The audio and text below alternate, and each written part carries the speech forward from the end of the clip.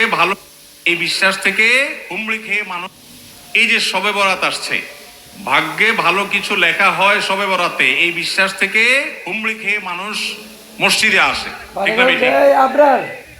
ভাগ্যে ভালো কিছু লেখা হয় কবে? একটা হলো মানুষের সৃষ্টিরও 50,000 বছরে আল্লাহ তাআলা ভাগ্য নির্ধারণ করেছেন। আরেকটা হলো প্রতি বছর যেই রাতে আল্লাহ কোরআন নাজিল করেছেন, আল্লাহ সূরা দুখানে বলেছেন সেই রাতে অর্থাৎ লাইলাতুল কদরে আল্লাহ তাআলা সব গুরুত্বপূর্ণ বিষয় ধার্য করেন। শবে বরাত যেটাকে আমরা বলি মধ্য শাবানের রাত, এই রাতে ভাগ্য নির্ধারণ হয় এই মর্মে বিশুদ্ধ হাদিস বর্ণিত নাই। তারপরে আমরা জেনারেলি বলি ভাগ্যে যেন ভালো কিছু আল্লাহ লেখেন, আপনার নসিবে যেন ভালো কিছু আসে, আপনার রিজিকে যেন আল্লাহ বরকত দান করেন, এর জন্য বেশ কিছু আমল আমরা কোরআন হাদিসের আলোকে বলতে পারি, সাজেশন দিতে পারি। তবে তার আগে আমাদেরকে জানতে হবে যে ভাগ্য সুপ্রসন্ন হওয়া বা রিজিকে বরকত হওয়া বলতে কি বোঝায়। বা রিজিকে বরকত হওয়া বলতে বোঝায় আপনি যা কামাই করবেন এর ভিতরে আল্লাহ তাআলা কল্যাণ দিবেন, যা কামাই করবেন এর ভিতরে বরকত হবে। প্রাচুর্য না, অনেক টাকা না, যা হবে এটাতে কি হবে?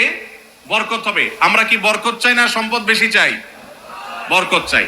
বরকত যদি চান এক নম্বর হলো ঈমান এবং তাকওয়া লাগবে। আল্লাহ বলেছেন ওয়ালাউ আন্না আহলাল কুরআন আমানু ওয়াত্তাকাউ লাফাতাহনা আলাইহিম বারাকাতিম মিনাস সামা।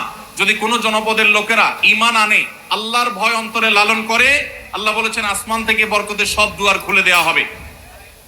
এজন্য ভাই ঈমান যদি থাকে, তাকওয়া যদি থাকে, গুনাহমুক্ত জীবন গড়ার সংকল্প যদি থাকে, বরকত আসবে জীবনে। নাম্বার 2, ইস্তেগফার বেশি বেশি করলে আল্লাহ বলেছেন সূরা নূহের মধ্যে যদি কেউ ইস্তেগফার করে, নূহ আলাইহিস সালাম তার জাতিকে বলেছেন ফাকুল তুস্তাগফিরু রাব্বাকুম ইন্নাহু কানা গাফফারা ইউরসিলিস সামাআ আলাইকুম মিদরারা ওয়া ইমদিদুকুম বিআমওয়ালিন ওয়া বানিন ওয়া ইয়াজআল লাকুম জান্নাতিন ওয়া ইয়াজআল লাকুম